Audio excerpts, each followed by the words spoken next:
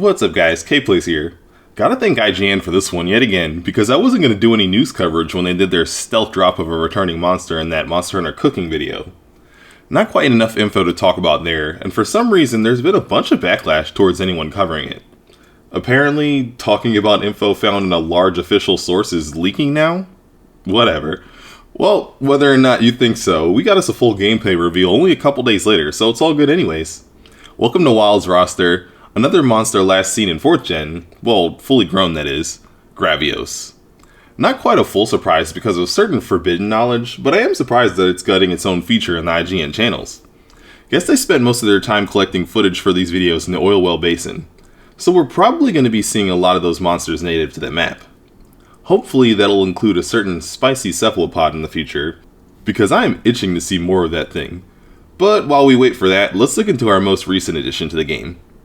This hulking boulder of a wyvern is the adult form of Basarios, so unlike Gypceros, 5th gen first-timers actually have had sort of an introduction to this guy. As you'd expect, the fights are very similar, although Rise did add a mechanic where Basarios' shell would heat up and soften as it used fire attacks. That doesn't seem to be present on the big guy because its shell is a lot harder with age, going off of the footage with what we've shown, and apparently, neither does Basarios. Just like it was a bit odd to see the baby but not the adult in Rise, it's kind of a head-scratcher to not see any juvenile Gravios in Wilds. And this isn't a speculation, they've confirmed it in an article.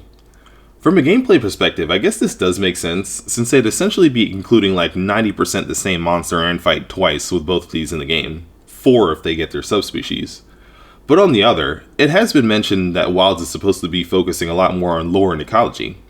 Looking at things that way, you'd think that they'd jump at the chance to showcase a monster interacting with its young, no? After all, this is one of the few times where we've actually seen a younger instance of a monster species. The only other example that comes to mind is Gore Magala with Shigaru, but Shigaru is famously not the most nurturing to the younger members of its species. In this case, it's fine though. If we are only going to get one or the other, I'd rather get the most formidable version. Although, ironically, that directly contradicts my hunting or main bias because Basarios has given us a dude stick in the past, while Gravios unfortunately doesn't. At least, not so far anyways. If World's Deviljho taught us anything, there's always a chance that we'll get a surprise additional weapon for a monster that never had something for a specific class before. We shall see. If not though, this one's typically been the go-to fight if you want gear for hefty shielded weapons that benefited from guarding skills. Onto the fight itself though. This Gravios gameplay is a perfect example of a topic I've been trying to work into a video for a little while. It looks really nice when Capcom decides to bring back an old dog and teach it new tricks, doesn't it? Think your Lunatra, your Elatrion, your Raging Brachydios, and World. Monsters that haven't been seen for a while that just can't be simply copy-pasted as they exactly were in the past. Monster Hunter has evolved a lot between titles, even more so recently compared to just a generation or two ago. There's new hardware for developers to work with, the pace and smoothness of the gameplay has increased, and hunters have quite a few extra tools in their arsenals than they did back then. If they were just slapping in these old geezers one-to-one, they'd get absolutely steamrolled by us new and improved hunters nowadays. So, obviously, they need a fresh coat of paint. Not just to show them in beautiful HD, but also to add a few tricks up their sleeves to allow them to keep up with modern Monster Hunter. You can see this in the way Wild's Gravios fights. All the classic moves are there, like the death roll, the fly 2 feet into the air and then slam down, that famous laser and various gas vents, but there are also a few new things slipped in as well. Take the tail swing for instance. There's no sign of that generic old double turn that darn near every wyvern used to have. Instead, Gravios now slams that heavy spiked mace of a tail down and drags it across the ground twice in an attempt to crush you. And while that move still fits the general role of a double tail swing, it's now much more uniquely fitting for Gravios itself. It's a small detail, but it goes a long way towards making the monster feel more alive, unique, and less robotic. He's a huge, rocky tank of a creature with a giant furnace inside it, and if it has its way, all that weight or that heat will be perfect for making hunter pancakes or hunter piles of ash. He's also borrowing some abilities from his youth in the form of poison gas clouds. If you haven't fought him in past games, recently or at all, this get out of my personal space AoE move typically came in 3 flavors. Poison, Sleep, and Fire for baby Basarios, but only the latter 2 for Gravios. Maybe it grows out of the need for poison once it gains its much stronger firepower, or at least it used to, because now it'll keep that 3rd gas type. Fitting since Basarios won't be in Wilds, and it gives Gravios another option to pull out during a hunt. Speaking of that stronger firepower, Forbidden Lands Gravios seem to have found a new way to use their famous heat beam, firing it directly at the ground to create an explosive pool of fire. A nice screw everything in the cone in front of me to go with its trademark screw everything directly beneath me antics.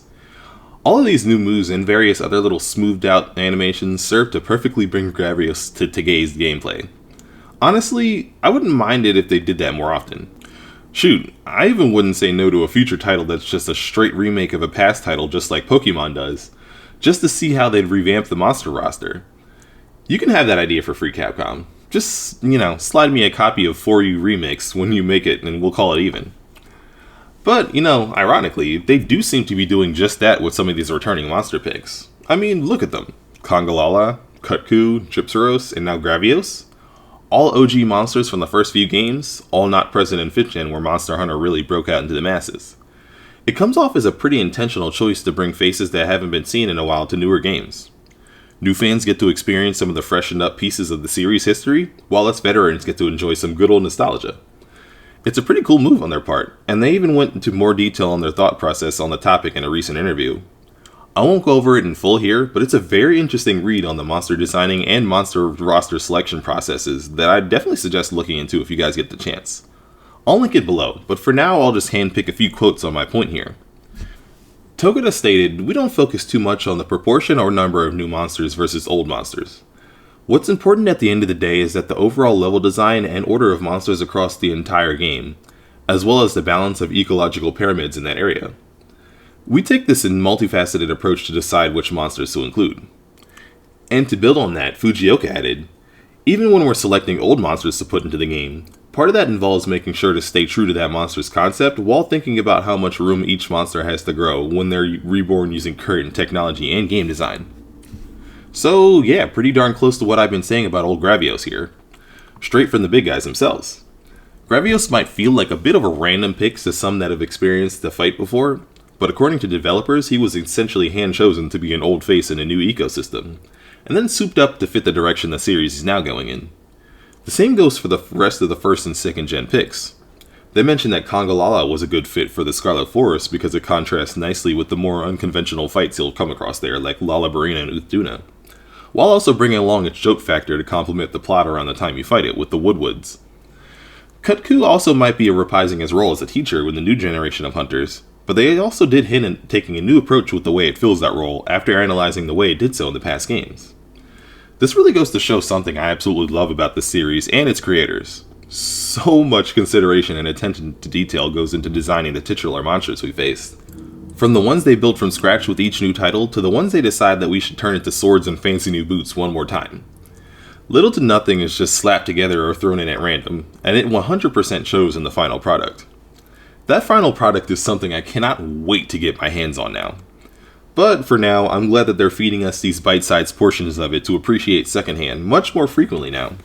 I'm all for that next new gameplay, article, or other bit of info being days away now rather than weeks or months.